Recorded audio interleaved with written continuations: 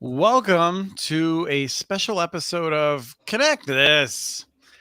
You should have seen my smile when I realized 10 seconds ago what I was going to say here, because I know that Kim is going to love this. Ordinarily, we have a guest on the show, Douglas Dawson, but today we are Dougless. No Doug, Douglas. Not bad. Not bad. All right. All right. I'm Christopher Mitchell with the Institute for Local Self-Reliance. Please do not penalize them for my lack of creativity or suaveness. Kim is with UTOPIA Fiber. Welcome, Kim. Thank you for being here. And I mean, I love the pity laughs the other panelists gave you, but I just gave you an eye roll. But it's good to be here, Christopher. Excellent. We have a lot of subjects to talk about today, and we're always open if people want to throw anything into the comments of what we can suggest. We got a number of suggestions on LinkedIn from Ruben, so looking forward to jumping in on some of those. We got Travis Carter from USI Fiber. Welcome. Good day, sir. Good day. You enjoying the weather here today? Oh, it's pretty nice. I went out last night and I saw the U.S. men's national team play over here at Allianz Field in St. Paul, and I was chilly. I was literally cold coming home from the match, so that was it was nice. I'm enjoying it. Were you on a bicycle or were you in a car?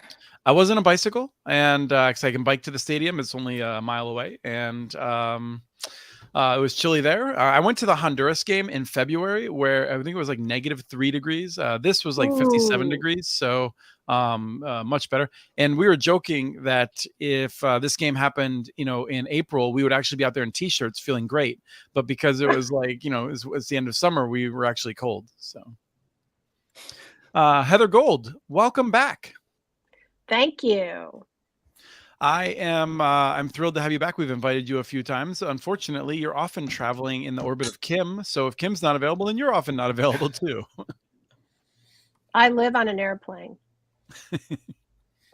We are going to tap into, I think some of the expertise that you bring, Heather, the insight into the industry, with some of our questions today. I was kind of trying to avoid some of the ones that I know Doug would really want to dig into. So today we are going to be talking about some of the models for partnerships and why some communities don't bring those, don't jump into those maybe. We're going to talk about the states relying on ACP and what they might be doing. By the way, I know that my screen's flickering. I have no idea what's going on with this. It's like a motherboard issue. I have tried different cameras and whatever. So I'm sorry. I'm a flicker guy today.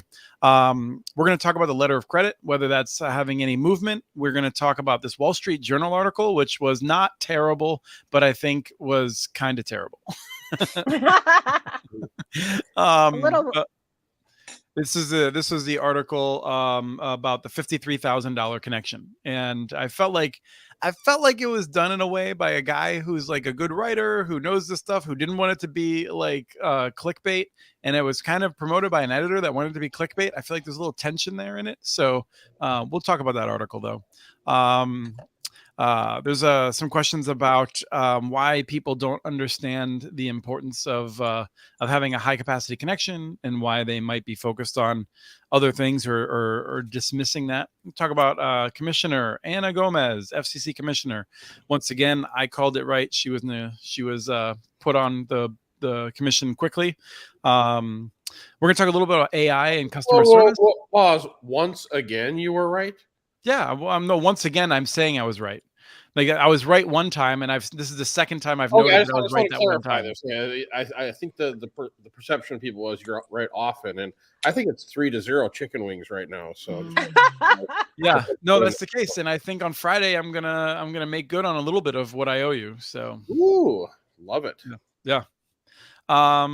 And maybe a little bit about charter and rural stuff if there's time, but there's always room for question or comments. Juan, if you have anything you want us to say, you better be real nice about it, because I think you gave me a -1 for my Douglas joke, so big trouble there. But I wanted to dive right in. I saw a story that is pretty cool from Vermont Digger. VT Digger is a place I've gotten some news about Vermont over the years. So there's some independent reporting, and Vermont has these public utility districts. No, community utility districts, community union districts, communications union districts. You could get that wrong a lot of different ways, it turns out. Yeah. Maine has communications union districts. No, Vermont has communications union districts. Maine has broadband union districts. At any rate, communities get together to resolve these issues. A number of them in Vermont, these different towns working together, we're going to work with Google Fiber, and then decided that, well, I don't know if they decided, but it didn't work out with the model they wanted to with Google Fiber. And now they are working with Great Works Internet, GWI, which is a fantastic network out of Maine, been around for a long time. But it caused me to think a little bit about how much I think that this model, which I think the Huntsville model is good. I know that it's controversial among some folks. I think the West Des Moines model is really great. So I want to start by talking a little bit about that and why we don't see more cities doing it. Because I've been surprised we haven't seen more cities saying we want that Google Fiber magic and we're going to use that model. Kim, do you want to describe that model quick? Because otherwise I'm just going to keep talking and talking and talking. Yeah, I just think it's basically the city, either they put in the conduit or they put in the fiber. The private sector, which in this case is Google, will do the drop to the home and offer the services inside the home. But I have to flip the script on you, Christopher Mitchell. What if it's Google who's pulling out of some of these models, who are saying these markets might not work for us? I mean, I don't know what the case is, but I think that we're just assuming that the city pulled out. But do we know any differently on these? I think there might be a combination, but my sense is that Google has fewer of these deals than they would like to do. I think they're doing pretty well. I think they're just lower key about some of these. I think I think Google's. So I mean, Google has broadly Google Fiber, to be clear, because it's G Fiber now. They just rebranded. It's G Fiber. Yeah, it's G Fiber. No. Really? Yeah. Mm-hmm. Okay. Mm-hmm. Not on board. G Fiber. They have two broad models that you could put in their buckets. Like one that they just keep announcing new city after new city, is where Google comes in, they build the network, they own the network. What we haven't seen is more announcements with G Fiber where the community owns the asset, like the conduit in West Des Moines or the fiber in Huntsville, and then G Fiber commits to like a 20-year long-term lease for that, and others can use it as well.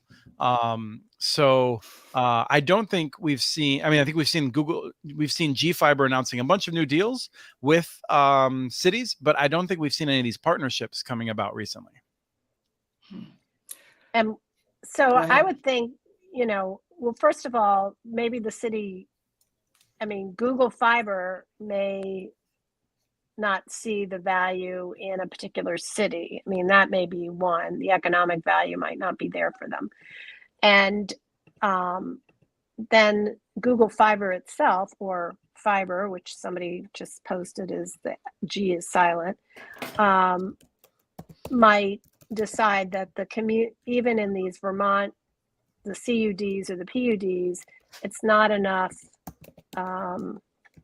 what they have to pay versus how many subscribers they could potentially get is insufficient to make their business case. So I think, as Kim said, there's a lot of things we have to look at, like who pulled out or who doesn't want them, or, what went wrong here. Because, no matter where the build is, you have to have, this is the whole sustainability issue on these startups. Do we have sufficient subscribers to keep the network going, including supporting a NOC, operations and maintenance, call centers, etc., after the build is done, after the capital is spent?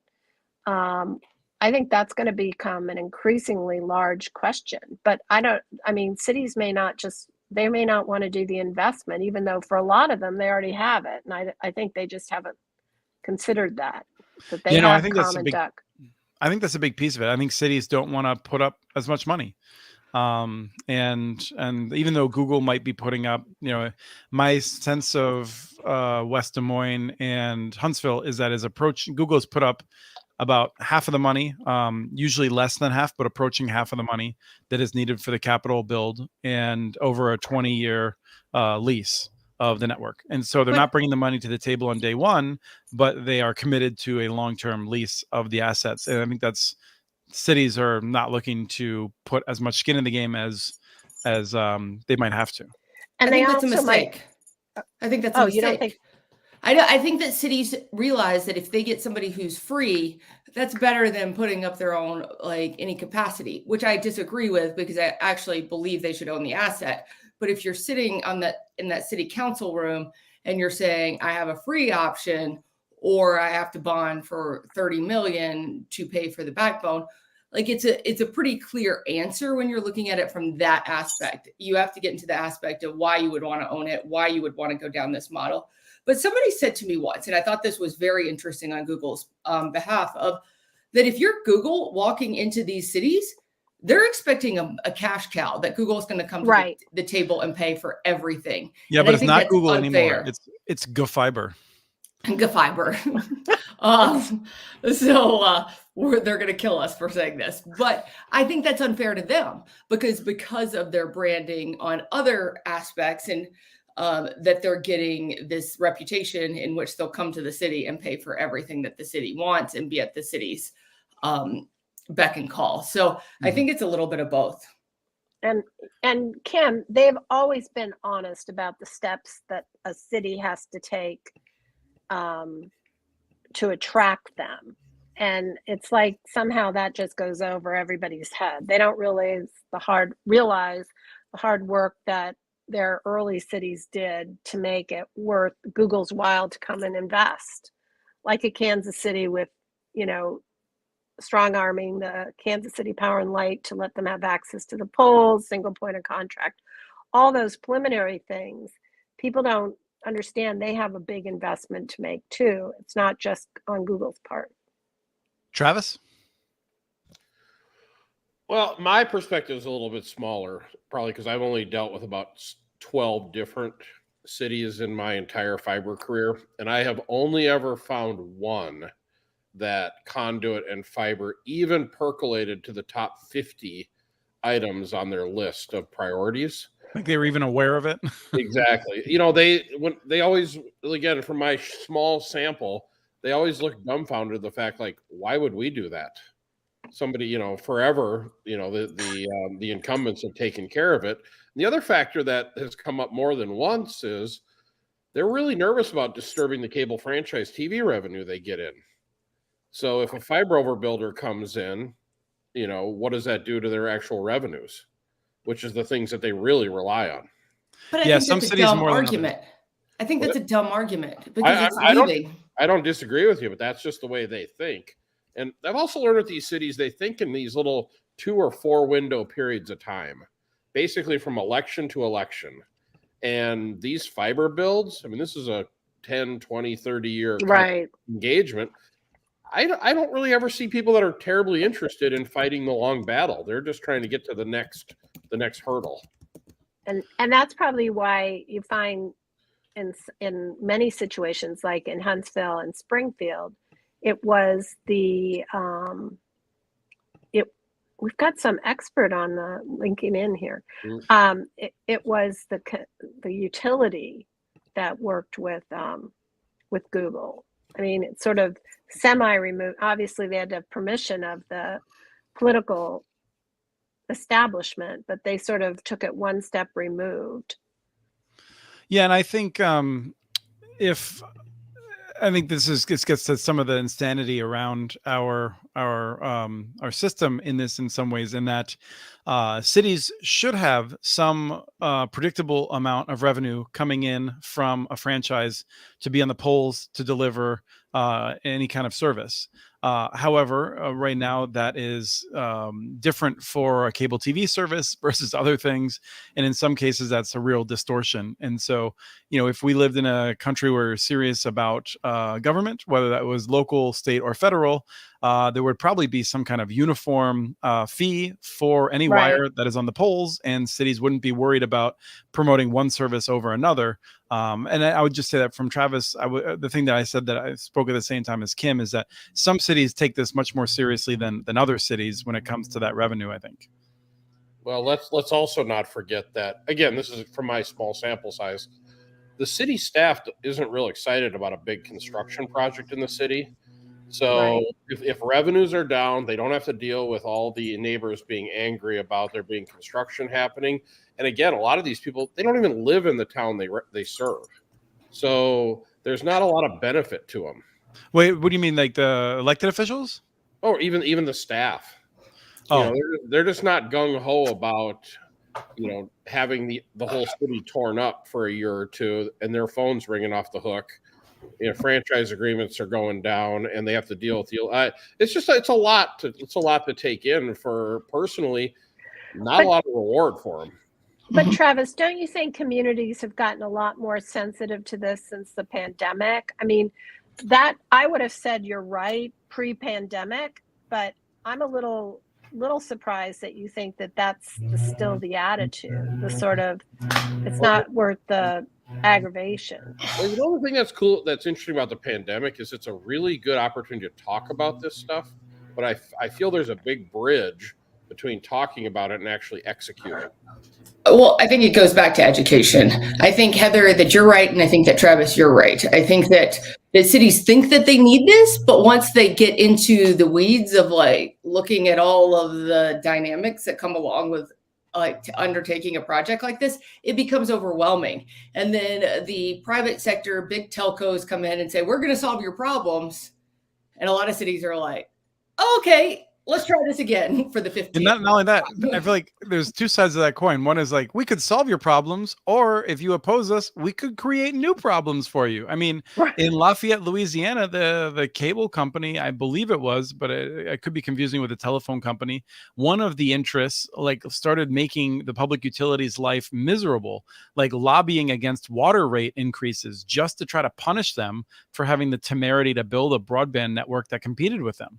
And so, the cable and telephone companies can play hardball in really nasty ways in a lot of these places. And so that's just a flip side. So there's a lot more that I think we could dig in on that, but I think it provides a lot of context. And I didn't spell this out, but we had our LinkedIn user did note. So if people weren't familiar with this, the franchise payments for cable are typically only for the cable service, the linear cable television service, not for other services like home burglary stuff, not for television. I'm sorry, not for telephone or for broadband.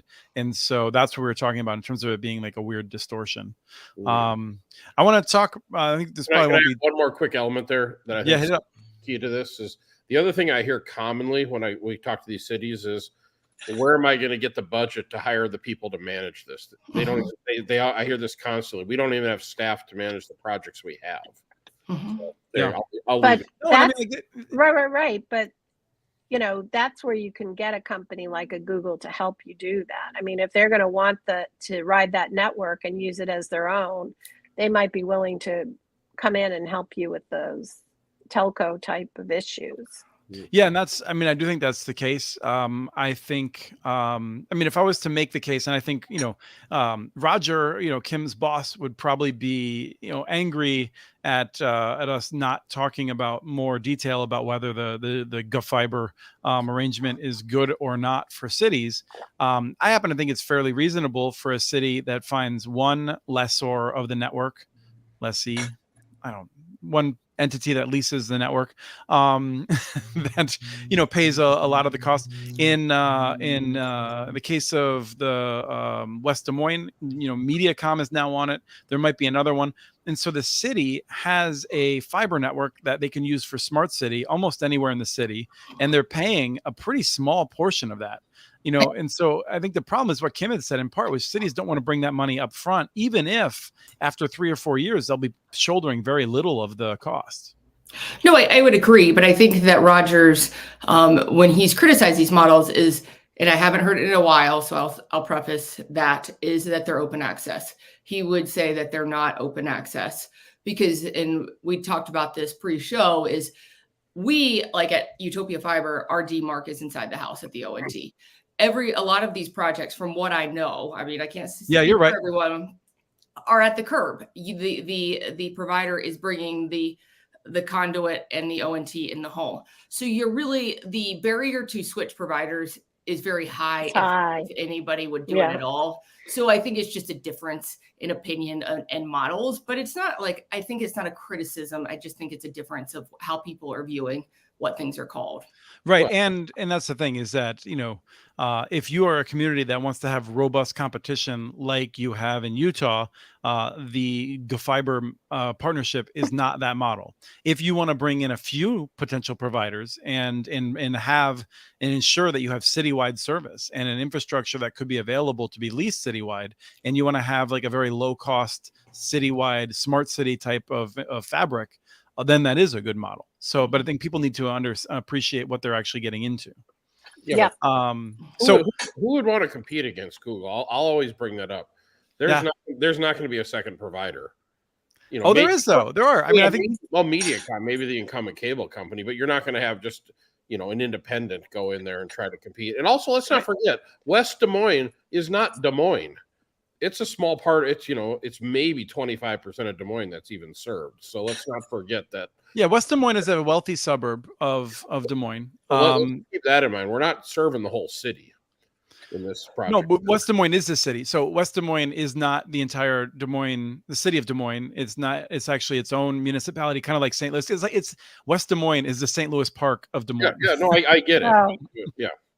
So in us Minnesota terms,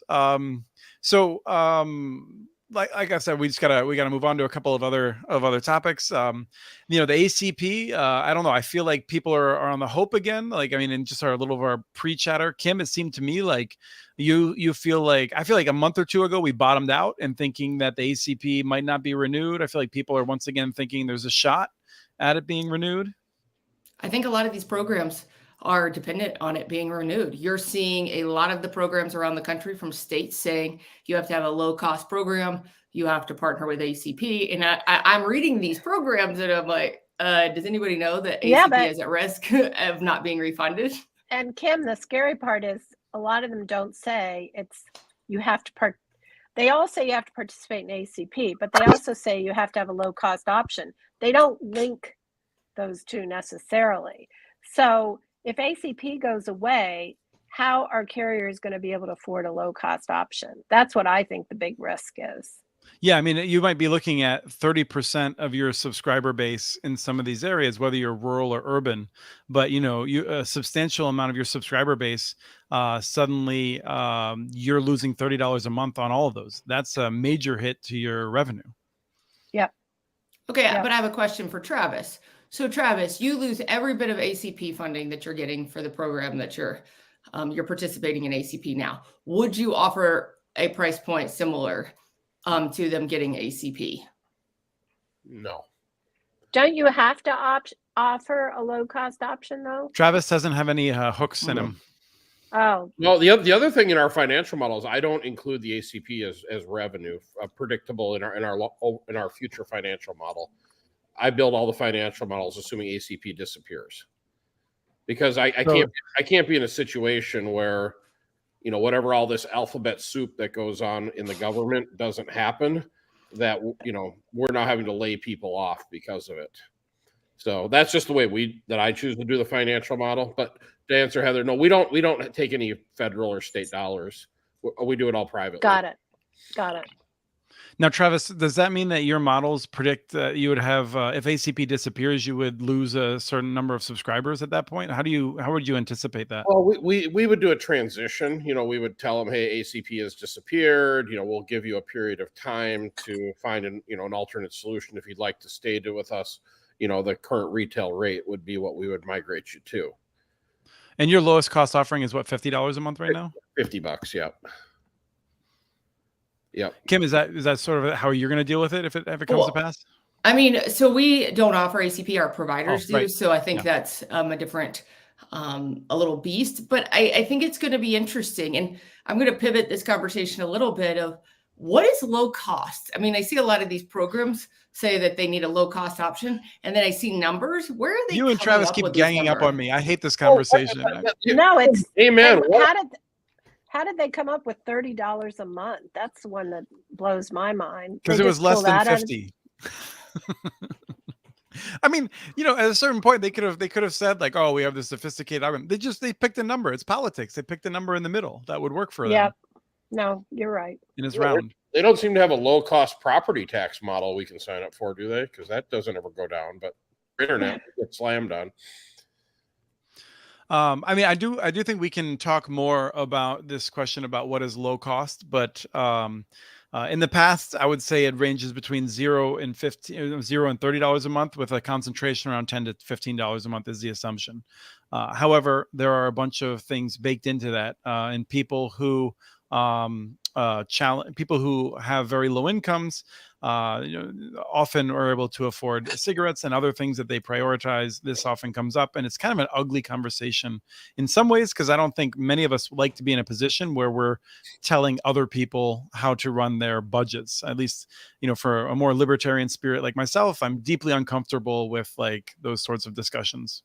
You're a libertarian. Who knew, Chris? I'm a libertarian spirit. I love that we have our little commenter is LinkedIn user, doesn't even really want to show his name or her name that they're watching this. Very anonymous. I love Well, no, it. the goal is that we figure out who it is by the end of the show. So we have lots of different topics, and this person will keep commenting, and then we'll guess who it is. The $100, that kind of sounds a little Doug-ish, doesn't it? So.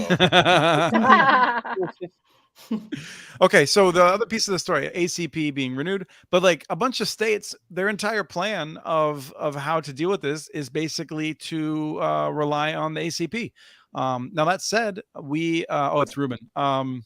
That said, we have seen a bunch of states, and a bunch is probably the wrong word. Some states have been willing to step up, and they have a lifeline, their own state lifeline program through USF. They may, like Alabama, used its like CARES Act money as a subsidy to folks, and so states could subsidize people if the ACP disappears. But I haven't seen many states suggesting that they're thinking about that. They're just hoping that the federal government will solve this problem for them.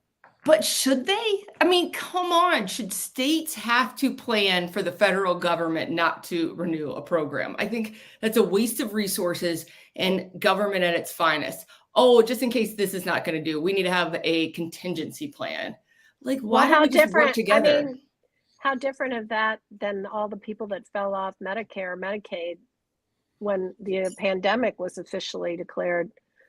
I mean, if you think broadband is as important as healthcare, which, more and more people do, then they do see a role for the federal government.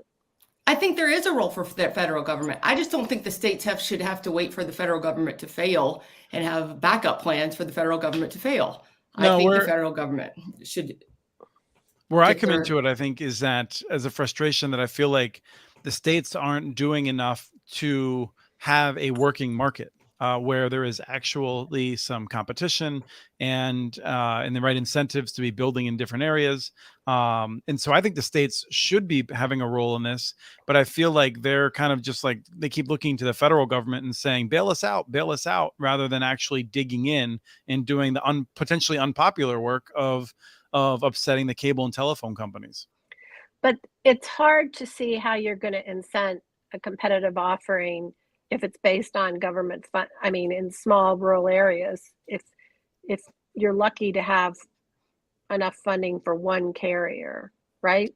Right. But this is where, I mean, I feel like some of the discussions we've had before, and this is where you could try to tease me into a rant, Travis, but I'm going to resist, which is that the states shouldn't be just tossing money at Charter Spectrum and AT&T. They should be learning from hundreds of years of infrastructure that the way to build the rural stuff is to have these cooperatives that have an incentive to be financially sustainable, rather than using their political power in the state capital to just pull more taxpayer dollars out of our wallets. And I just don't see many states doing that. Yeah, but have you looked at the maps? I mean, it looks like Swiss cheese. How would you build a financial model filling in the holes in Swiss cheese? You just can't.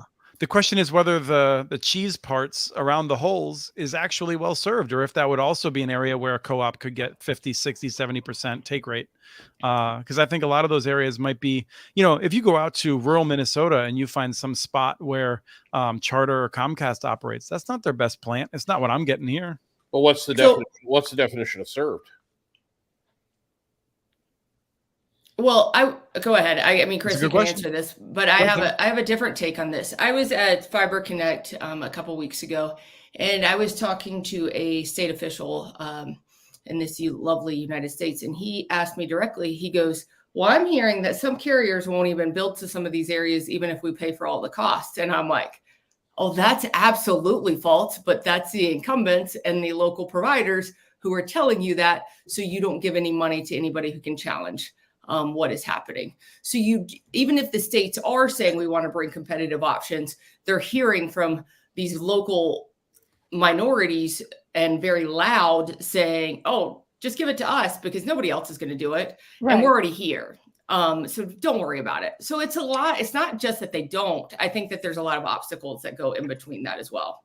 And actually, what I would say, guys, is that brings up my big issue, which is clustering for economic sustainability, which is putting together grant areas, even if they're served by different entities, communities, private, whatever, and having them awarded at the same time so they can go out for common contracting, common O&M, so that somehow it's enough of an area to make it scalable for vendors that are coming in to serve you.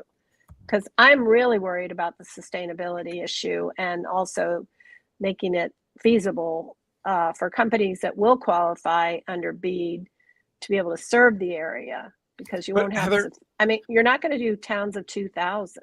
No, but I think what I would expect to see, based on Travis's ever-present question of who's going to go after this money, is that it's almost entirely going to be ISPs that are already in the region who are extending. I mean, to me, I think way too much of this is effectively going to be a line extension program rather than a cohesive new network that will actually meet the needs of users. But this brings to my biggest point, and I mean, maybe Travis will agree, but why are we giving public money to private entities to help increase their valuation and what the shareholders want? If it is public money and it's like, why aren't we saying that state should own it and allow these providers to use it? I think it's a different conversation. That's just my belief of, if it's public money, then it should be a highway, not just like a one lane that one provider gets to use. Yeah, no, I agree with you. We lost the political fight. Yeah, we lose a lot of political fights, Chris. Us hippies are everywhere. I took a shower today. Don't throw me in with that group. But Kim, I'm sorry, Heather is who I meant to address this to.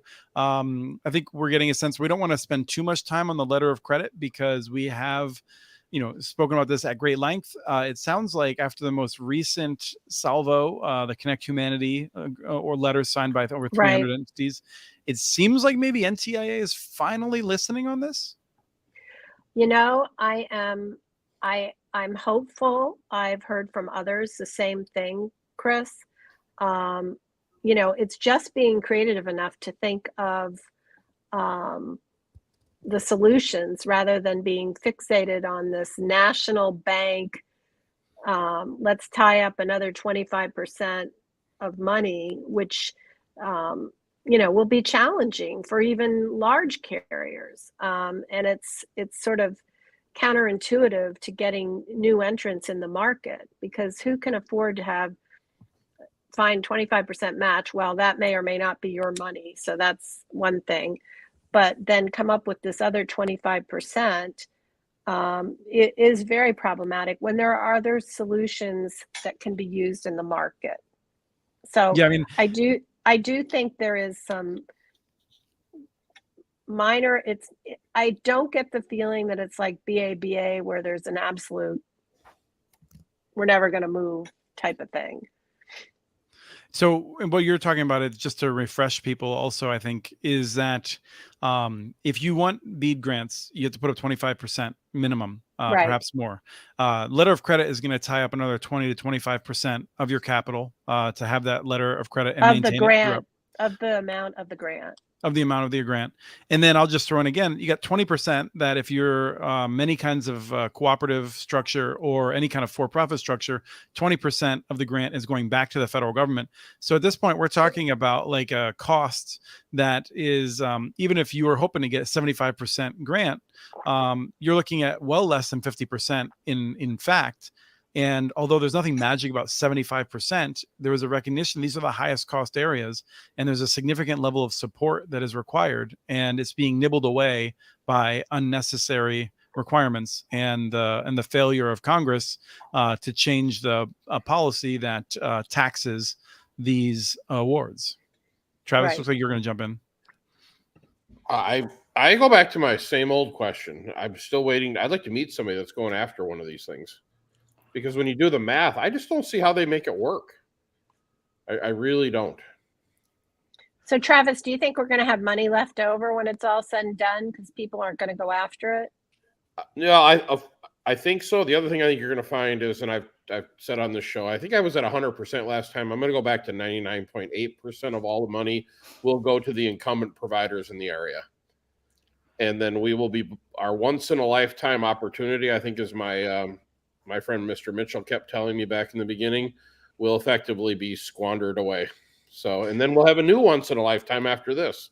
I don't think I've often used that once in a lifetime. I might have once or twice, but I've been pretty opposed to that language. Have you? Okay, all right. Well, I won't key that on you anymore. But no, I think it's kind of a sad state of affairs, quite frankly. And the other thing, and again, we talk about this rarely, is I actually don't even think the people that really need help are even going to get help on this. And these are the inner city people that are really struggling, you know, versus the underserved $1 million mansions out on the lake that I was at 2 weeks ago. I feel bad for those folks. But I guess my question is, Travis, would you put like reserve of 25% of your capital for like future builds into the bank to even get some of this money to build further? I don't think I mean, it doesn't really make sense. There's no scenario I would ever go after this money. Not in a million years. With all these hooks in it, no way. And all these rules and the documentation, and then God forbid you get audited. Holy hell! Now you got to deal with that. No, what? Why? What for? There's so much cash out in the private sector. Why in the world would we be messing with this? I mean, I do think there's a difference for like a provider that's focused on a more rural area where no amount of private lending is going to get them to a business model that's going to connect those homes on the lake. So there is, I mean, there's a little bit of a difference between your mindset and Heather those. is spot on with what she said. These aren't going to be sustainable. So, you know, a real smart incumbent that doesn't get the money, just wait around a few years. You can pick it up for 10 cents on the dollar. Let somebody else build it and then pick it up, because they're just not going to be sustainable.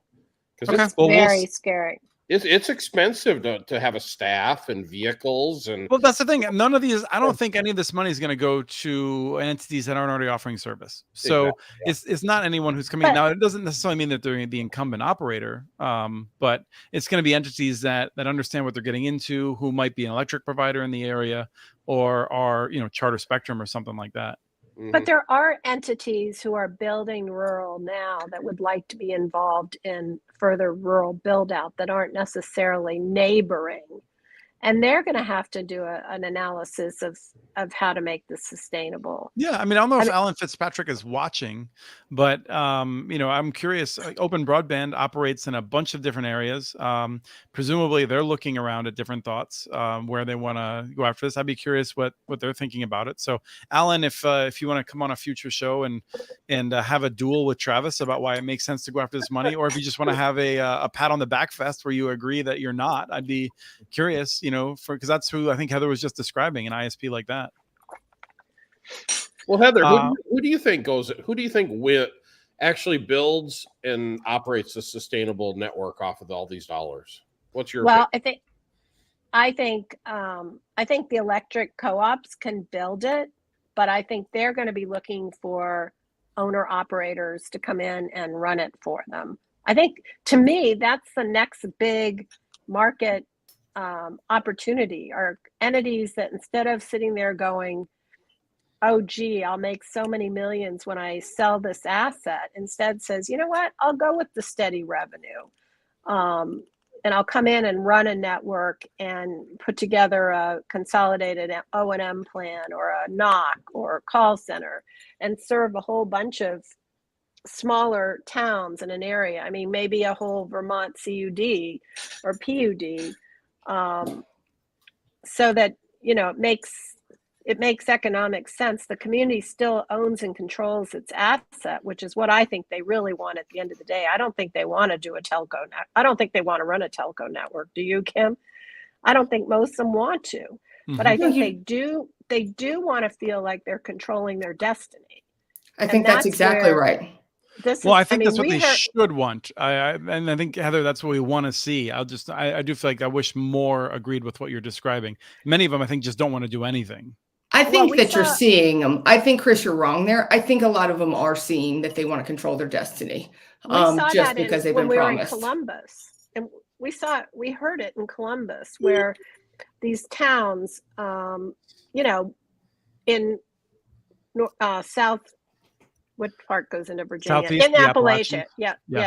Southeast. And they're just they're tired of being screwed over by the man. And so they don't want to give up control of their assets anymore. And so, but how can they keep control of the asset, but not be on the hook to run a telco? I mean, that's hard work to run a telco. How long, Heather, how long do you think of an agreement the city would sign with a operator? Because see, that's the part we've always found so frustrating is the current administration, they're your champions. You put it in, you operate, you're working just fine. They run a bad campaign, get booted out. The new person comes in, and now you're a pariah.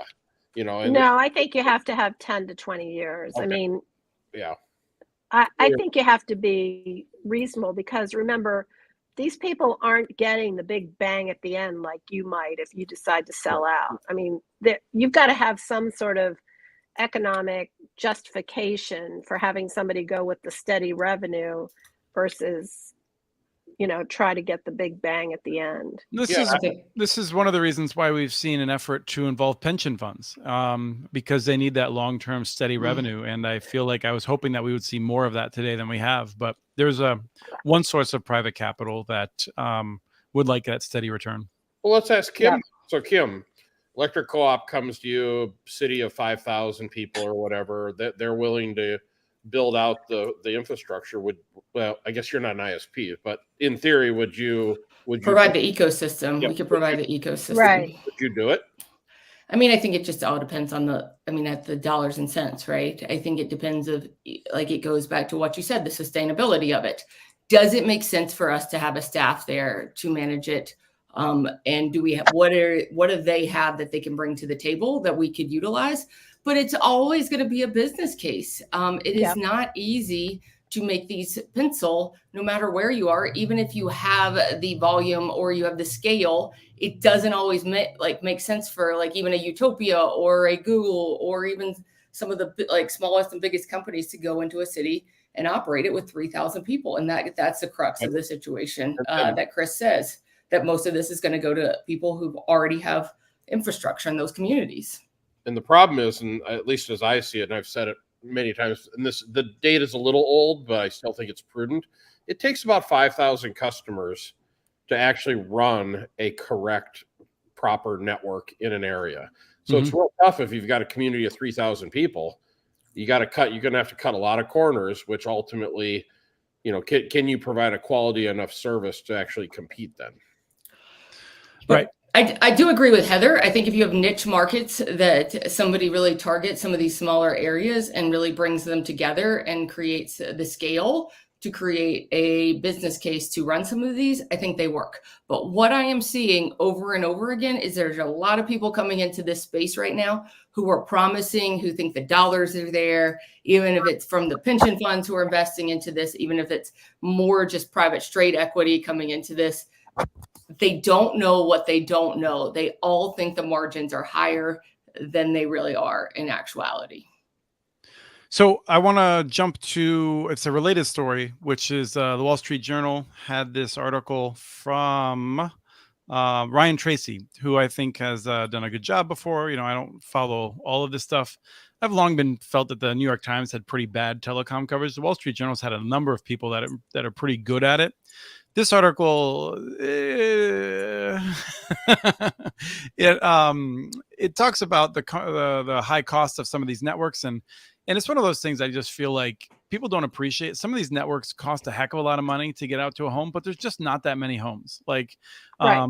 and so the cost here that's highlighted is this cost of this $53,000 home to get out to.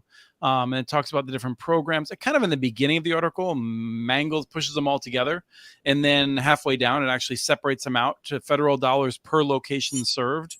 And there we see that the article is kind of picking on the tribal broadband connectivity program, which is focused exclusively on tribal networks. And I get my back up a bit on that because, like, federal government's, took this land from people, made a bunch of promises that it never intended to keep and hasn't kept those promises. And now, if it costs a little bit more or a lot more to connect those homes than it does to connect homes in other areas, like, so be it. Like, it's actually not that expensive. We're talking about less than the entire tribal broadband connectivity program is $3 billion. So yeah, like, it costs a lot per location. In this case, they say 13,335 based on the program so far.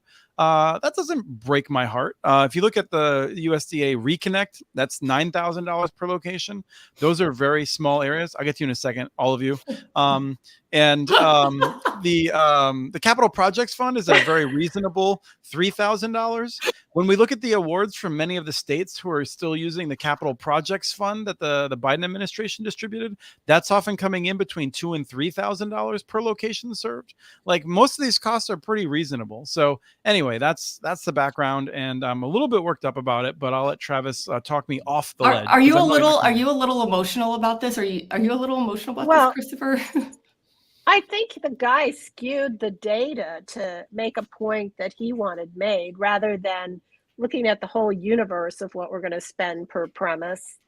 They called out the extremes, and that's like a $10,000 toilet lid for the military. I mean, it's what is the day in, day out cost of most connections? And I just think that was inappropriate. It was so typical of the way they overregulate welfare mothers versus millionaires. I'm with you. It gets a little bit annoying because most places are not going to cost $53,000. And you have a point, Chris, that we made all these promises and then they never got, they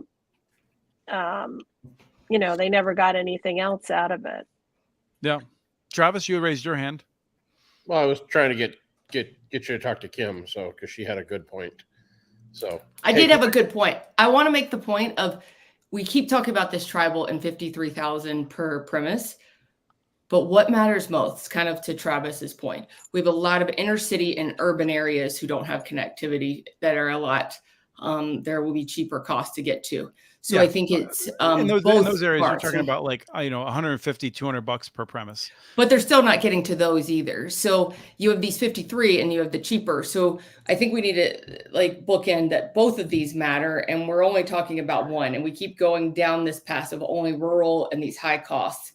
But I think it's a conversation of both. No, we need that are being missed. I agree. We need to do both. I always get nervous when as Travis notes, some of this money in the rural areas is going to the millionaires and it's their third home. And I hate that. And I wish there was some easy way that we could separate that from the retired couple that's actually living on the lake. And, that's their first home. And, they work their whole life to be there. And we shouldn't be like, oh, you don't get internet access because you happen to live near a millionaire, right? That's no way to do it. But I get nervous when we start using that as a justification then, because there are people out there who will say it costs too much in rural areas and the people that live in the cities aren't deserving. We shouldn't spend any of this money. And in reality, we are losing money right now in all of the homes who are not connected.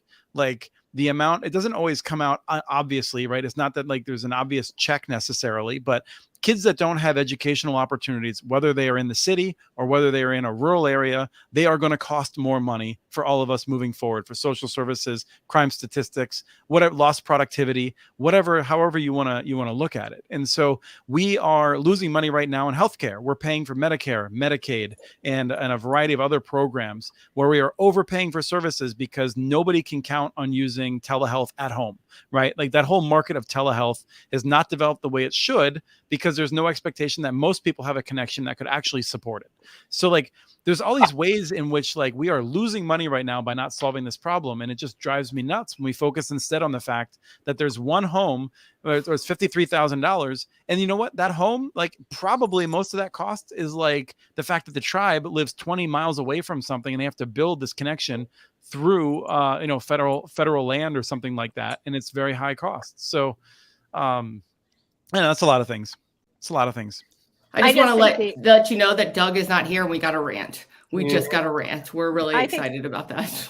But I think, Chris, you're making a good point that my whole thing when I saw this was they're focused on the wrong thing. I mean, they took a random data point to make a point that was not conclusive, you know. Don't they do that every day, Heather? I mean, let's be honest. I know. That's what the news is. I mean, the fact that I read the Wall Street Journal that day was only because someone called it to my attention. Yeah, I mean, so like, not all of us agree with all the comments, but I just wanted to share. I mean, there's a lot of, I think, sentiment out there that there are ways of dealing with this, billions of dollars is real money, but at the same time, the missing out on years of opportunity and making sure that people have fulfilling lives. The point of the federal government is supposed to be resolving a lot of these kinds of issues and should be doing a better job of it. Travis, anything you want to say on this before we move on? You know, I'm disappointed in myself because when we started out this whole BEAD program, I had high hopes. I mean, I was only in the 92%.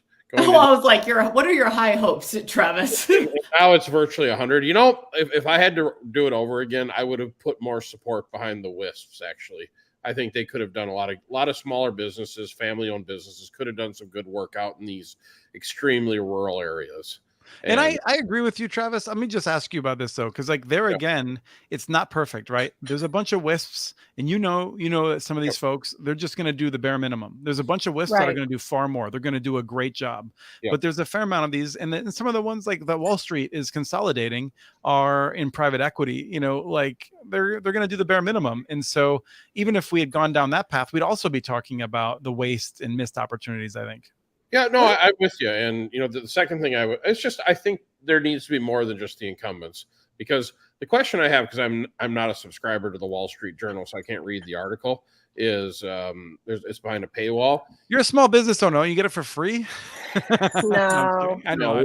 We don't get anything for free. So the question always becomes, of this $53,000, what did it actually really cost?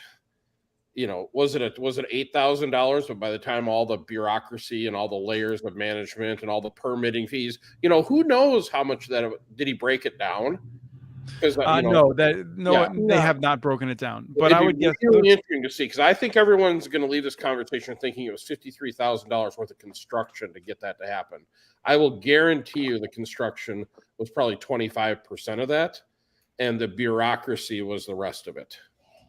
So I would love to dig more into that if we can, because I think it leaves people with a misguided perception that what are the real costs to build these networks versus what the costs are by the time you add all these expenses and, you know, all these engineering studies and feasibility studies and all the other jazz. Environmental review. Yeah. You know, permitting, etc. Kim. Okay, I have a question. Like we keep talking about, they are hitting these areas, but like the incumbents are only going to take the money, or the WISP should take the money, and there's bad WISP and there's good. All these people are good and bad. What if we started measuring customer experience from these customers and what quality means from the customer side when we're allocating some of this money? And how do we measure that? Because if the customer experience is good in some of these rural telecoms, I think they deserve the money. But yes, I agree with you, Chris. There's a lot of crappy rural telcos who are doing the bare minimum, and they're a monopoly, so they have no like desire to change anything. why don't we change? I mean, I know we've done all these kind of latency and everything other requirements, but why don't we look at the customer experience and reviews and what the customers are actually experiencing before we allocate the money? Or is that just too hard? I think it is hard. And I don't know if there's a precedent. Go ahead, Travis. Remember we talked about that remember we just picked, we said, all right, let's take everybody's Google star rating. And if you have a 4+ rating, your barrier of entry is almost 0. If you have between a 1 and a 2, we're going to burdensome you like crazy because we want to make sure our money's well spent. Remember, we kind of had that idea. And I like that idea. Who's going to police it? That's it. And that's where it comes down to is someone, if you put that, if you use that as a Google ranking, for example, you've created a market for someone to spoof Google rankings, right? Like that's unfortunately how it comes about. Remember, we also said, should the first $10 million that somebody gets in funds be unencumbered? Meaning there should be no letter of credit for it, and allow some of these smaller players to get a foundation, to Heather's point, where they can get some traction to start building some revenue to continue to feed the network. We talked about those ideas as well.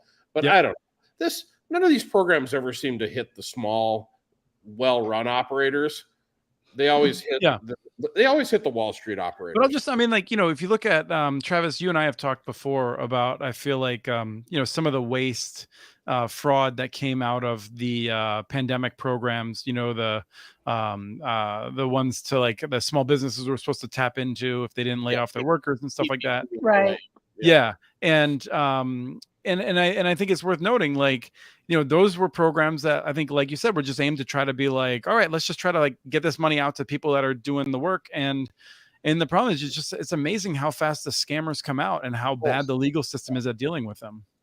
But I have warmed up to your idea or your statement a little bit where you said, well, if there's only 20% waste, it's probably a successful program. I thought you were insane having that conversation in the beginning in episode 2, but by now you're kind of right. You're like, damn, if we can just get a lot of the money working well, it's better than in a lot of cases what's happening right now. So and Heather, I think you got something that you want to jump in. I just want to say, I've said a couple of times, I've wanted to say this, like, I think there's an assumption that we are worse off now. Like our government programs are worse now than they used to be. There's always been this issue, and I think we're doing about average. Like we might be doing worse in some areas and we're doing better in some other areas, but like I don't think it's the case that like current government is particularly worse at this sort of thing. This is a perennial problem. Go ahead, Heather.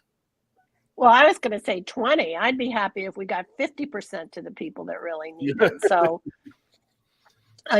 let's also not forget that we haven't even mentioned the biggest problem that's going to encumber these networks from being built.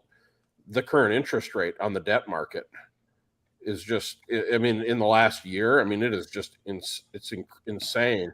It's not, it's debt, it's labor rates, it's everything. It's going to really slow roll this whole system. Like 95% of people I speak to in the industry are really pulling back their build sizes now. We're talking significantly 25. Yeah. 30, no. 40. Yeah. And we know that from the publicly traded companies too, that they're doing that. Yeah. So we're going to talk about Commissioner Ana Gomez before we go, and then customer service. But a very quick question that Ruben had suggested was he wanted to see our pets and to know what candy we like. So I don't. My pet is not handy. My 2 beagles, but nice, Kim. I like her being him or her. Like Ruth Gator Catberg or something. Her name is Ruth Bader Katzberg. That's right. She has 1 tooth. She was named your own price at the shelter. Heather, did you bring any pets with you to your hotel room? No, but I don't have my own pet yet. I hope to get one in the next year or so, but I have. What kind of pet is Heather Gold getting? A dog. I have grand dogs. Well, I have one grand dog that passed away, unfortunately, but now I have my other grand dog, Enzo, who is a 15-year-old rescue. She's a sweetie pie. And she's actually my husband, not me, because I'm never home, but he will be babysitting Enzo over the next 2 weeks. And I think he's really excited about it. So yes, we love dogs. And so I'm anxious to have a dog myself.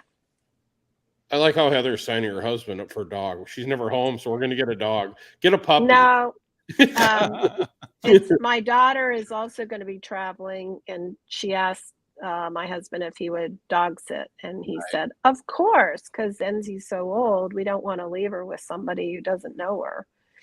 Yeah. So Candy, let's turtle. finish up the pets for a second. So we have I have 2 beagles, Connor and Moxie, both adopted, and they're getting quite older and trying to decide what's coming. My son is suddenly really infatuated with dachshunds, and the only reason that I want to support him in potentially getting a dachshund is because of all the naming opportunities. Doc something is going to be great. It's a must have. So but you have to be so careful. They have a lot of back problems. Yeah, and they like to have they like company. I had a friend of mine in high school. A friend of mine, his family had like 3 or 4 of them, and they were great Right. romping around together. And yeah, the back problem is common. So you're going to name your dog Doxus? Oh, I love it. Oh, I feel sorry for this puppy whenever it comes to fruition. Especially if we had 2 dogs and they were sisters, one of them has to be Doxus. Absolutely. Doc Bro and Doxus. I like maybe. that. I like that. Travis? I'll give you the pleasant smile. That's a great idea. Oh, pets? Pets, I've got my fish tank. I've got a 1,200 gallon fish tank. I love it. That's my hobby. And then, of course, like all kids that grew up on the south side of Minneapolis, I got a pit bull. So she's the best. Wow. He is the best. What's her name? Allie.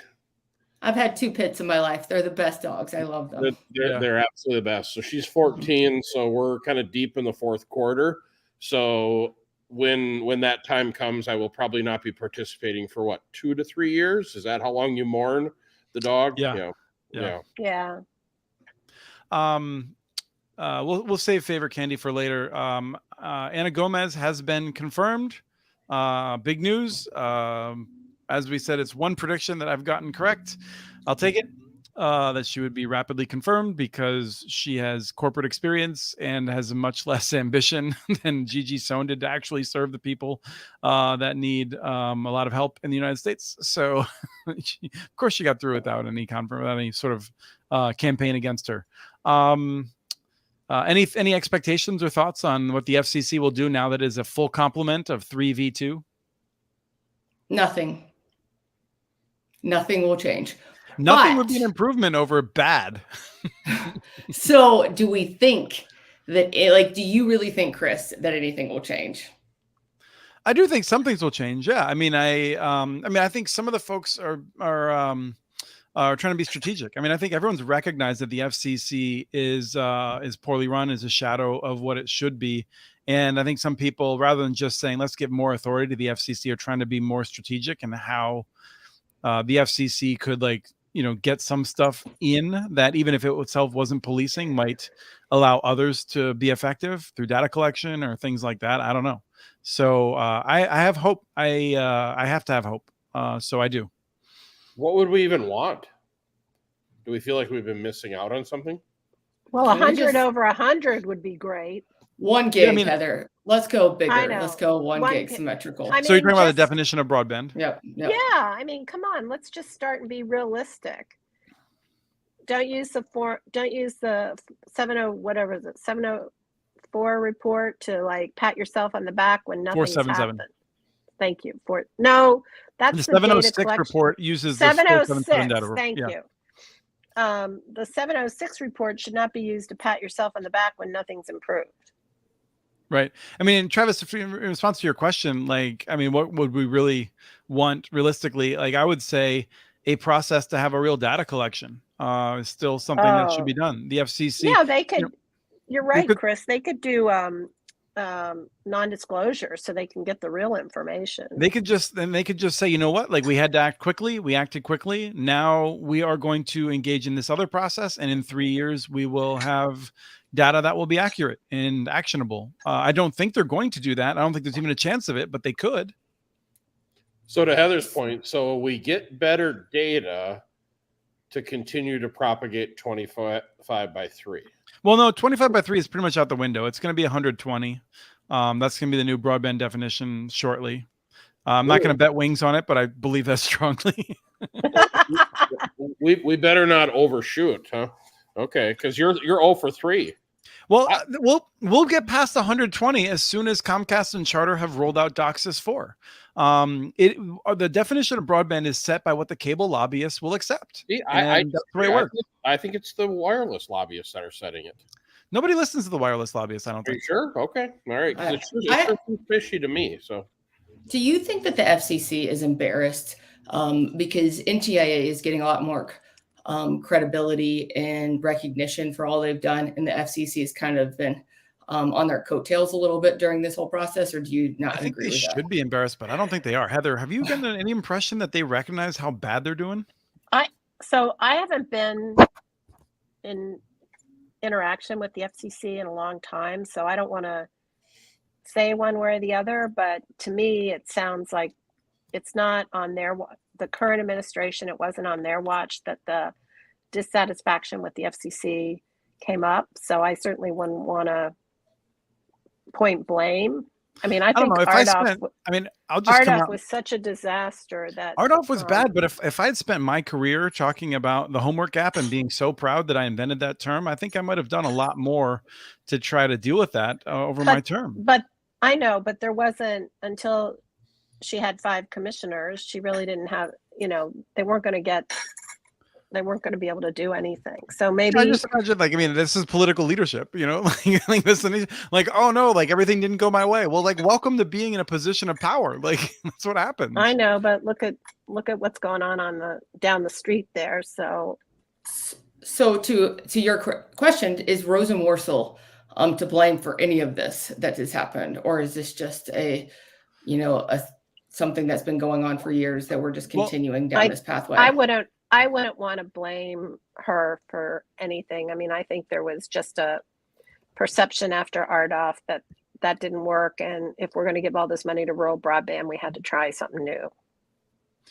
Right. And I do want to know, for people who, I think are watching the show and don't always know all of these people involved and whatnot, Kim, Travis, and I have almost zero expertise on the FCC, what's really going on inside that room and things like that. Heather has more, but even so, Heather's not one of the criminologist types that are spending a lot of time on this.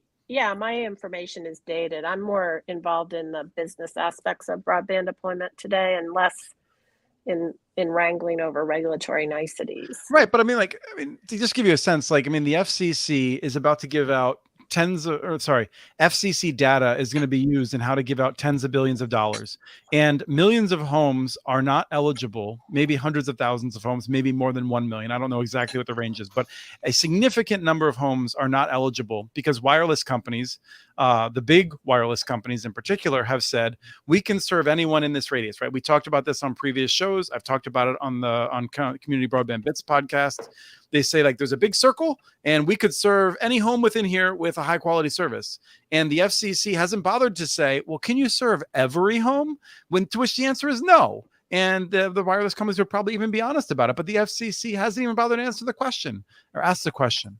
And so I look at this stuff and I just think it's not serious. And you can point to the previous administration and you can point to the Obama administrations who also failed to get a lot of needed things done. But the simple fact is the FCC is not getting the job done. And it's really embarrassing right now. Well, it leads me to my question then. What would we want them to do? Is it basically better data? Is that what we really need out of them? I think a bedrock. You look at what do government agencies do in my opinion, you look at NOAA and they do a ton of things that are important. But one of the things that they do is they provide the baseline data that entire industries depend upon to know what the weather is going to do, right? People don't appreciate this. When you ask, what does government do? Well, if you have a forecast app that you use, or you want to know why we don't have massive die-offs of crops in different areas, it's often because of government data that is accurate and allows industry to plan and do things. And it is just embarrassing the level of data we have on this industry, which is a key input for nearly all of our economy at this point. So let me ask you this. So we're now the FCC commissioners. Mitchell, you can be the leader. And Heather, Kim, and I, we sit on the little board or whatever. How are we going to do that? A lot of that data is guarded by all the ISPs. How are we going to get them to realistically dump realistic data? Let me just throw out one idea, and I think it's a very good question you're asking, Travis. I'm curious what Kim and Heather have to say. My first is, I don't think these companies are as worried about the data as they claim or other people are afraid of. Fundamentally, their competitors know this data, and so where do they serve today, at what speeds, and there's a penalty if they significantly overstate their coverage. At that point, I think we have much better data. It's not perfect, but it's much more in that direction. But I think it's really complicated. And I don't think these ISPs are really trying to always be so deceitful. Just for an example, inside of Team Utopia yesterday, we have a term called orderable, and then we have a term called available. Well, orderable means that they can sign up today. Available means they might have to do a small little, maybe a block build. And so it's very convoluted of what do they want and how do they want the data to be. Right. And because some of these ISPs might not be really trying to hide anything. Their data from years of doing this might not be to the best quality that it should be.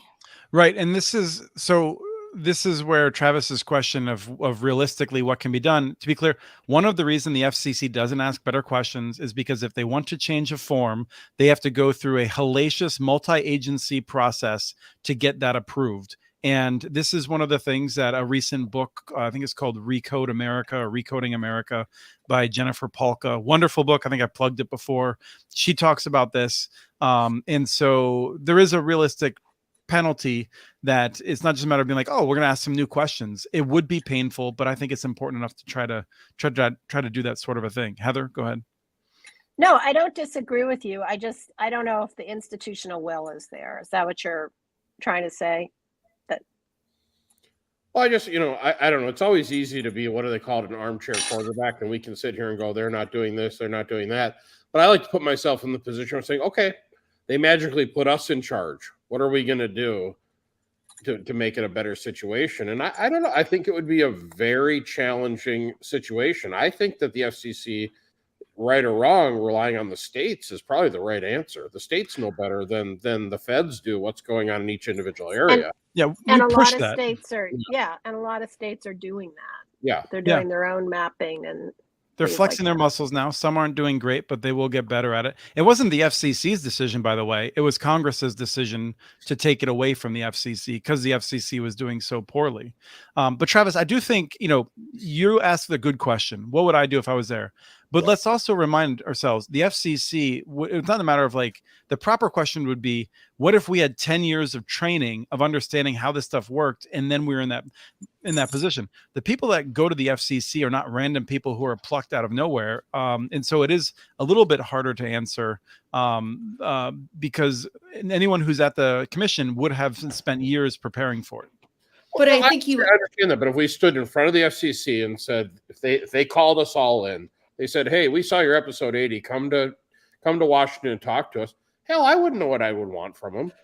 But I think we need standardization first, guys. I think we need standardization with the ISPs of what we are expecting them and how are they supposed to report things, because we don't even have that today necessarily of this is how you should categorize stuff. It's a mixture of how every ISP is supposed to categorize it on this granular side, and then then they're supposed to translate that into what the FCC wants. So I think we have to go back to very much a reporting and what we want to see of how these ISPs should categorize what is the data we really want. Yeah. But even though, like going back to my previous thing of what does this look like? Of how do you categorize a house that has a device in it? What do you categorize a house that has the connection in front of it? You need to go back and add standardization to those aspects in order to get the reporting upstream to look better, because I think that is a fundamental problem. Yeah.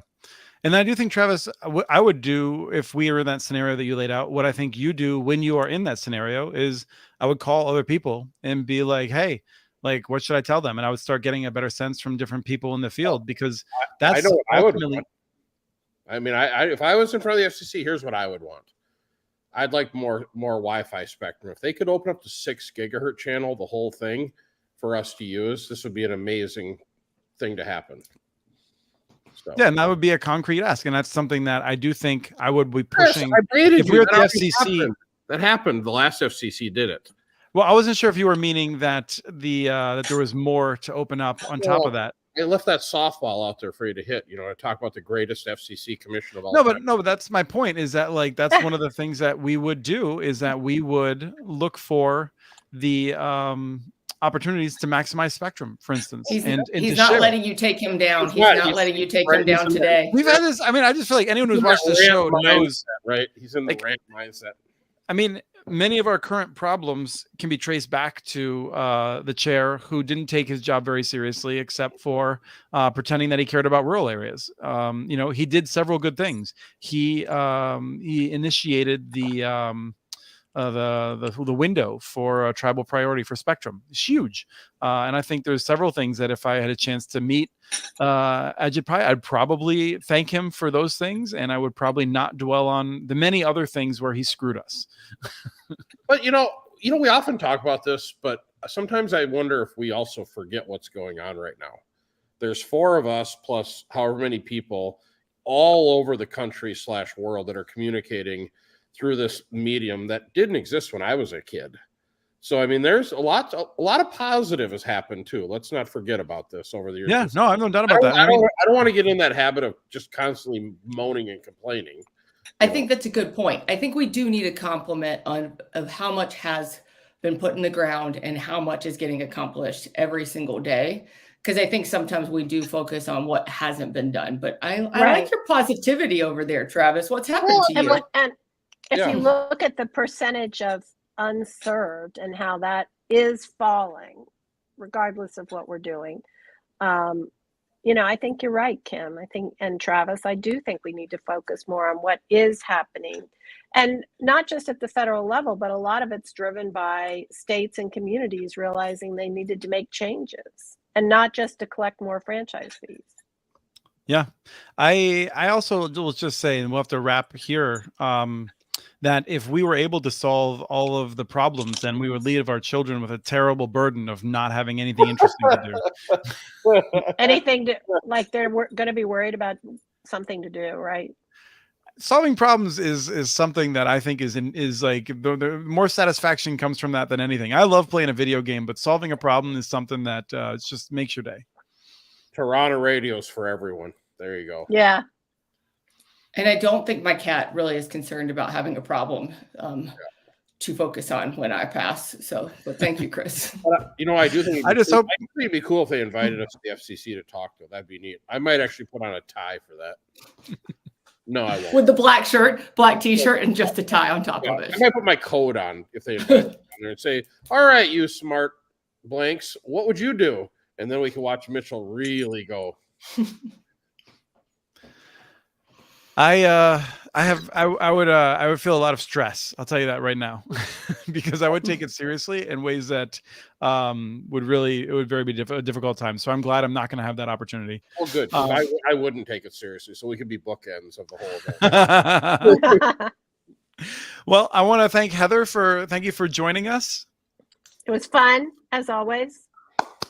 Thank you, Travis and Kim. Thank you, Rye, for producing. Wonderful to have you back.